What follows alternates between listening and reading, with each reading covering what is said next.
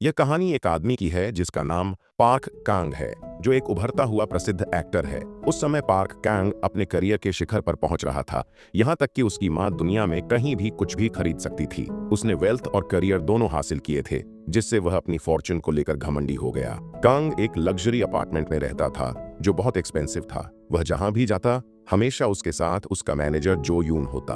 पहले जो यून भी एक एक्टर था, लेकिन जब उसे कोई अच्छा रोल नहीं मिला तो उसने एक्टिंग छोड़ दी और फिर अपनी जीविका के लिए कैंग का मैनेजर बन गया। वह कैंग के अफेयर्स और स्केड्यूल संभालने का काम करता था। एक रात कैंग एक फिल्म मेकर्स के इवेंट में गया, जहां उसे बेस्ट मेल एक्टर के रूप में अवार्ड दिया गया। मंच पर कैंग ने एक स्पीच दी, जिसमें उसने कहा कि उसने कभी उम्मीद नहीं की थी कि वह इस मुकाम तक पहुंच पाएगा, क्योंकि उसने अपना करियर एक एक्टर के रूप में शुरू किया था, यह जानते हुए कि उसके पास शुरुआत में कुछ भी नहीं था और वह एक रिमोट प्लेस से आया था। एक अलग जगह पर एक लड़की जिसका नाम सू ह्योन था, टीवी पर पार्क कैंग को अवार्ड लेते हुए देख रही थी। सू ह्योन कैंग की एक्स थी जब वह गरीब था। वह अभी अभी न्यूयॉर्क से वापस आई थी, सोल में अपना आर्ट एग्जीबिशन खोलने के लिए। उस रात क्रिसमस ईव दिसंबर 24 थी। जो यून घर जाने की तैयारी कर रहा था ताकि वह अपने परिवार के साथ समय बिता सके, लेकिन कैंग ने उसे रुकने और उसके साथ एक बार में चलने को कहा। वही बार जहां वह फेमस एक्टर बनने से पहले बहुत पीने जाता था। वहां उन्होंने बातचीत की और अपने पास्ट को याद किया। जो यून और कांग ने पहले एक रोल के लिए एक साथ ऑडिशन दिया था, जब तक कि वे फाइनल राउंड में नहीं पहुंचे। अब प्रत्याशित रूप से फॉर्च्यून गॉडेस कांग की तरफ थी, क्योंकि उसने ऑडिशन जीत लिया और एक फेमस एक्टर बन गया, जबकि जो यून ने एक्टिंग छोड़ दी और फिर कांग का मैनेजर बन गया। जो यून ने याद किया कि अगर केवल कैंग ने वह ऑडिशन पास नहीं किया होता तो शायद उसका अपना एक फैमिली होता, वह सू हायोन के साथ रहता और खुशी से जीवन बिताता। यह सुनकर कांग को याद आया कि उसने 10 साल पहले इसी बार में सू हायोन से ब्रेकअप कर लिया था, ताकि वह अपना एक्टिंग करियर परस्यू कर सके, जबकि सू हायोन न्यूयॉर्क चली गई थी अपनी आर्ट नॉलेज को और गहराई से सीखने के लिए। बार से निकलने के बाद भी कैंग चाहता था कि जो यून उसके साथ किसी और बार में ड्रिंक करने जाए, लेकिन क्योंकि क्रिसमस ईव थी, जो यून अपने फैमिली के साथ समय बिताना चाहता था, इसलिए उसने कांग से कहा कि वह टैक्सी ले और अकेले घर चला जाए। टैक्सी में कांग, जो नशे में था, ड्राइवर से बातें करने लगा।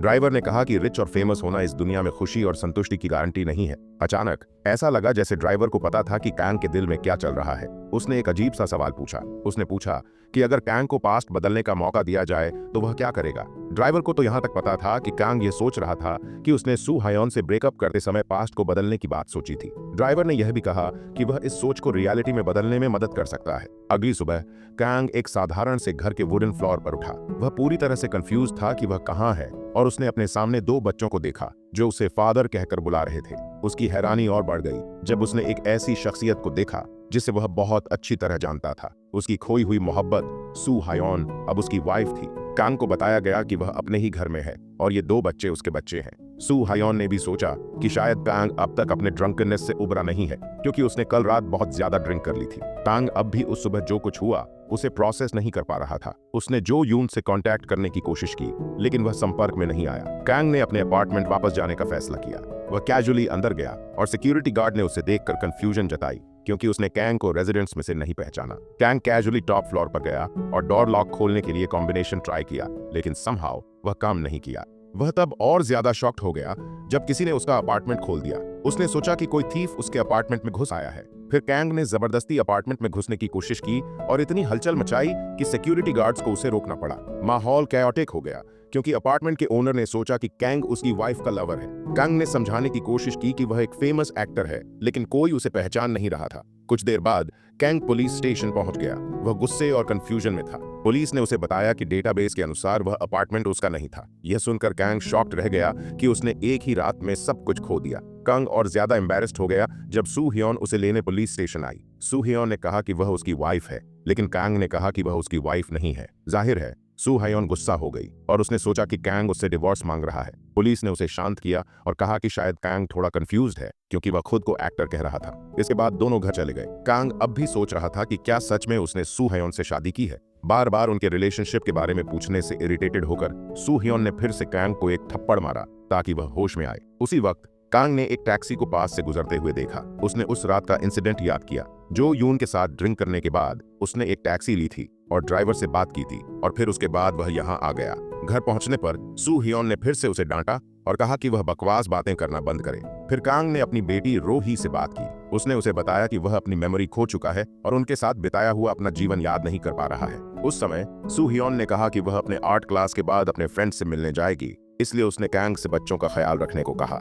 लेकिन कांग ने मना कर दिया और कहा कि सू हियोन किसी बेबी सिटर को हायर करे। यह सुनकर सू हियोन ने सोचा कि कांग अब भी नशे में है। इसके अलावा घर का रेंट अब तक पे नहीं किया गया था, इसलिए सू हियोन ने कांग से कहा कि वह ड्रिंकिंग बंद करे और बिल्स पे करने में उसकी मदद करे। कांग अब भी उस रात के टैक्सी ड्राइवर के बारे में जवाब खोजना चाहता था, इसलिए उसने बच्चों को अपने साथ ले लिया और जवाब ढूंढने निकल पड़ा। वह टैक्सी कंपनी गया और वहां के स्टाफ से क्रिसमस ईव पर ली गई टैक्सी के बारे में पूछा, लेकिन जब उसने टैक्सी की कैरेक्टरिस्टिक्स बताई तो स्टाफ ने कहा कि वहां ऐसी कोई टैक्सी नहीं थी जो इन कैरेक्टरिस्टिक्स से मिलती हो। अपने नए जीवन के बारे में जानकारी पाने के लिए कांग ने अपने ट्विन बच्चों से कुछ बातें पूछी। रो ही ने कहा कि कांग एक एक्टर था, लेकिन वह फेमस नहीं था। रो हा ने फिर कांग को टीवी पर दिखाया। कांग हैरान रह गया जब उसने खुद को एक टीवी शो में कैमियो रोल करते हुए देखा। रात में सू हियोन ने कांग से कहा कि वह उसे बताए कि सुबह क्या हुआ था जब उसने किसी की अपार्टमेंट में घुसपैठ की थी। कांग ने फिर समझाया कि वह असल में एक अलग दुनिया से आया है जब उसने कल रात एक अजीब सी टैक्सी ली थी। जो लाइफ उसने सू हायोन के साथ देखी वह उसकी चुनी हुई लाइफ नहीं थी और वह टैक्सी ड्राइवर ने उसे यह लाइफ दी जिससे उसकी जिंदगी अब ऐसी हो गई है। सू हायोन ने साफ साफ सोचा कि कांग की बातें सिर्फ बकवास हैं। जब कांग सोने वाला था तो वह सू हायोन के साथ सोने में कंफर्टेबल महसूस नहीं कर रहा था, खासकर जो कुछ उसके और सू हायोन के बीच उसकी रियलिटी में हुआ था। अकेले सोने की आदत होने के बाद अब वह उसी इंसान के साथ सो रहा था जिससे वह कभी प्यार करता था। अब उसका दिन उसके नए फैमिली के साथ शुरू हुआ, वह फैमिली जिसके बारे में उसने कभी सोचा भी नहीं था। उसे एक साथ सोना पड़ा, एक साथ खाना पड़ा, अपने ट्विन बच्चों को संभालना पड़ा और घर पर एक फादर फिगर और हस्बैंड बनना पड़ा। कांग का बच्चों के साथ कोई इमोशनल कनेक्शन नहीं था और वह अपनी नई जिंदगी में अडेप्ट नहीं कर पा रहा था। यह उसके लिए एक रिपीटेटिव और बोरिंग लाइफ बन गई। एक रात सू हायोन ने कांग को याद दिलाया कि उसकी मिस्टिक टीवी के साथ एक मूवी की शूटिंग स्केड्यूल पर है। मिस्टिक टीवी एक ऐसा टीवी चैनल था जिसकी रेटिंग्स बहुत लो थीं और मूवीज भी अच्छी नहीं थीं। हालांकि कांग ने अच्छा प्रदर्शन किया और उसका फैमिली उस पर प्राउड था, लेकिन वह अब भी सोचता था कि यह चैनल बेकार है। उसी समय उसकी फ्रेंड वो ही ने उसे कॉल किया और उससे मदद मांगी अपनी थिएट्रिकल परफॉर्मेंस को प्रमोट करने के लिए। पता चला कि टीवी शोज के अलावा इस लाइफ में कांग थिएटर शोज के जरिए भी पैसे कमा रहा था। जब वे आखिरकार मिले तो कांग ने वो ही से पूछा कि वह जो यून से कांटेक्ट क्यों नहीं कर पा रहा है। वो ही ने कहा कि जो यून इस समय अपनी ब्रांड न्यू मूवी को प्रमोट करने में व्यस्त है।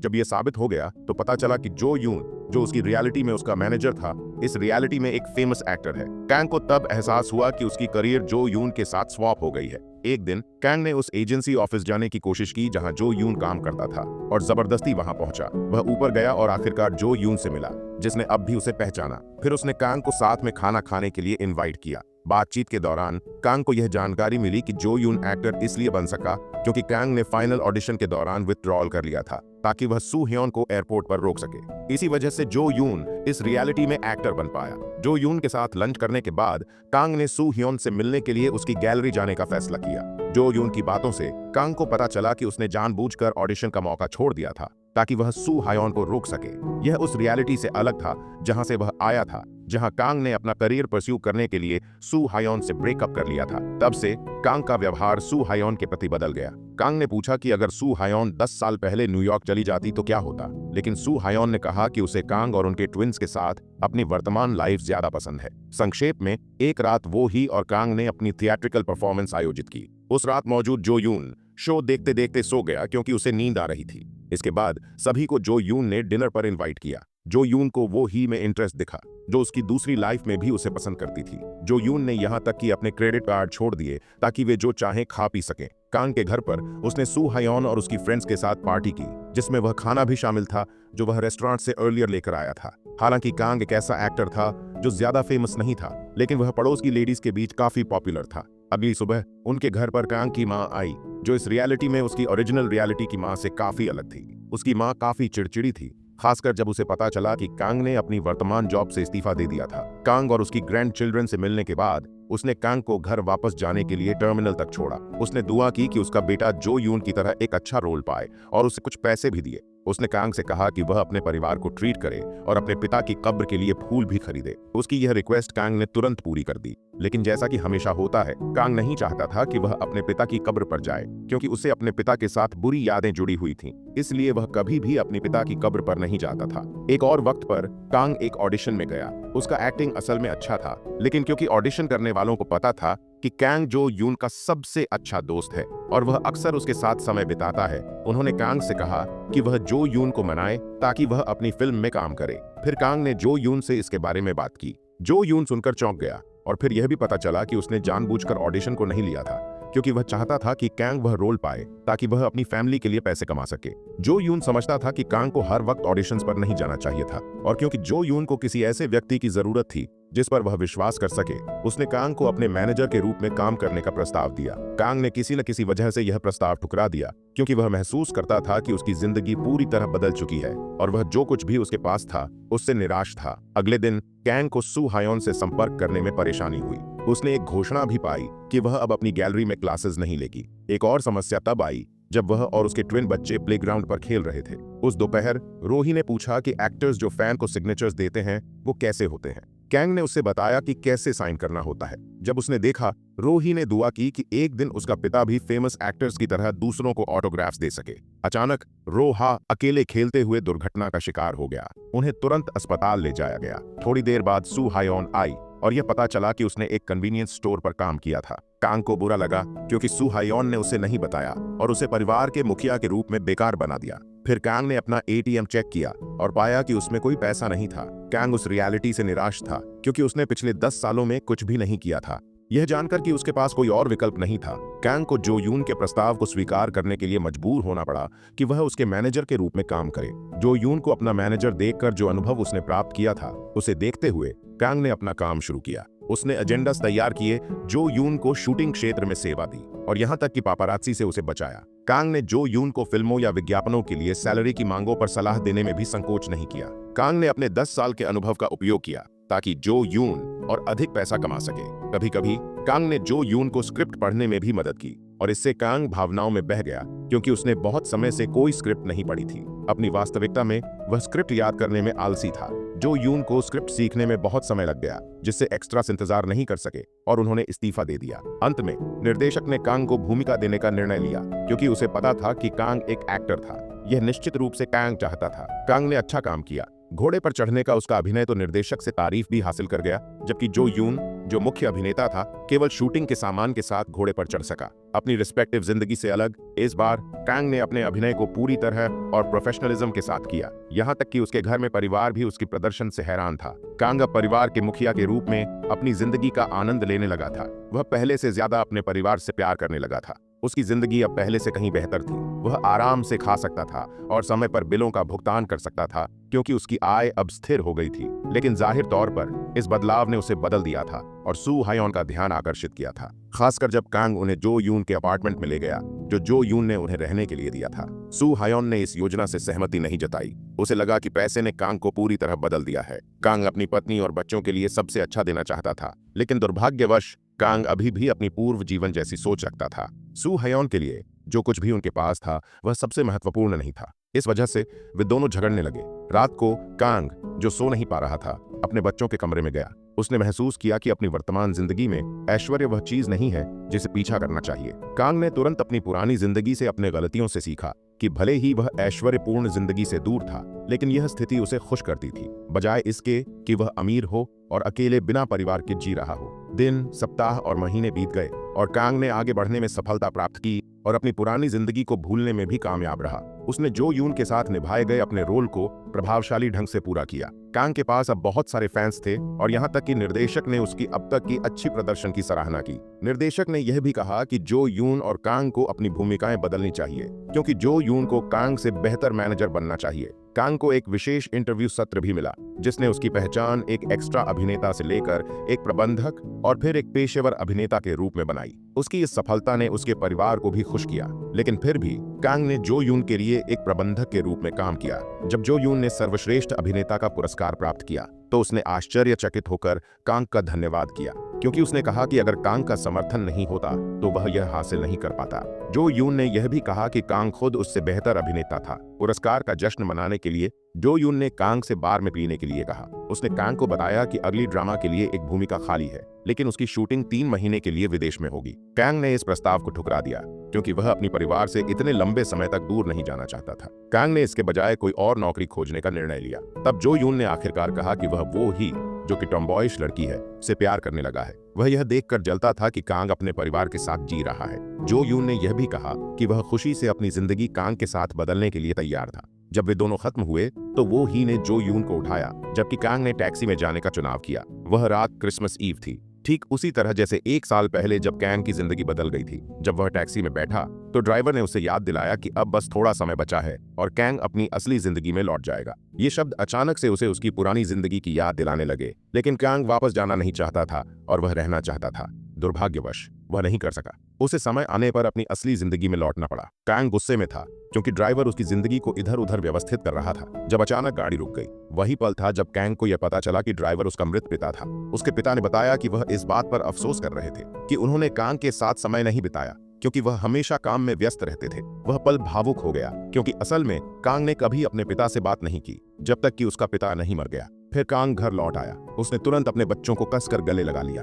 रात को उसने उन्हें सुलाया और उनकी मासूमियत भरी चेहरों को देखा, क्योंकि वह जानता था कि अगले दिन सुबह वह उन्हें फिर कभी नहीं मिल पाएगा। इसके बाद सू हायोन ने कांग की बचपन की तस्वीर दिखाई, जिसमें वह अपने पिता के साथ था। उनका रिश्ता खास नहीं था, लेकिन टैक्सी में हुई घटना ने कांग को यह समझा दिया कि परिवार के साथ समय कितना कीमती है। उसने अपना आखिरी दिन अपनी पत्नी के साथ सोकर खत्म किया, जबकि वह उस मीठी पल को छोड़ने की कोशिश कर रहा था जो उसने अभी महसूस किया था। अगली सुबह कांग अपने शानदार अपार्टमेंट में उठा और उदास था, क्योंकि जो अच्छा जीवन उसने जिया था वह उससे छीन लिया गया था। उसी समय जो यून आ गया। कांग ने फिर सू हियोन के बारे में पूछा, जो शहर में एक प्रदर्शनी आयोजित कर रही थी। जो यून ने पुष्टि की और जानकारी दी कि आज प्रदर्शनी का आखिरी दिन था। कांग यह सुनकर चौंका गया। उसने सोचा था कि 1 साल बीत चुका है, लेकिन यह पता चला कि उसकी असली जिंदगी में सिर्फ 1 दिन ही बीता था। जाने से पहले कांग ने जो यून से कहा कि वह एक और ऑडिशन के लिए आवेदन करे और वह उसकी फीस का भुगतान करेगा। कांग प्रदर्शनी स्थल खोजने गया। जब वह वहां पहुंचा तो वह घबराया, क्योंकि घटना खत्म हो चुकी थी और कर्मचारी चित्रों को पैक कर रहे थे। लेकिन कांग चौंका जब उसने एक पेंटिंग देखी जिसे वह पहचानता था। एक पेंटिंग जिसमें उस घर की तस्वीर थी जिसमें वह अपने सपने में रहता था। तभी अचानक सू हायोन सामने आई। उसने पूछा कि वह वहां क्यों था। बिना किसी संकोच के कांग ने पूछा कि सू हायोन ने वह पेंटिंग कैसे बनाई। फिर कांग ने सू हायोन को एक ऐसी जगह पर ले गया जहां वही घर सू हायोन की पेंटिंग में दिखाई दिया था। कांग ने आखिरकार यह महसूस किया कि हालांकि यह एक सपना था, यह उसकी जिंदगी का सबसे खुशहाल पल था। 2 साल बीत गए और कांग ने आखिरकार सू हायोन से शादी कर ली। उनके पास जुड़वां बच्चे भी थे, जिनका नाम उन्होंने रो ही और रो हा रखा। लेकिन वह अलग था जो उसने अपने सपने में देखा था। इस बार वह अपनी जिंदगी सू हायोन के साथ शुरू से लेकर अंत तक जीने जा रहा था। तो दोस्तों, इसी तरह ये मूवी यहीं पे एंड हो जाता है। दोस्तों, अगर आप लोगों को बाकी बोरिंग एक्सप्लेनेशन से ये एक्सप्लेनेशन अच्छा लगा है तो इसे जरूर लाइक कर देना और चैनल को सब्सक्राइब भी कर देना। धन्यवाद।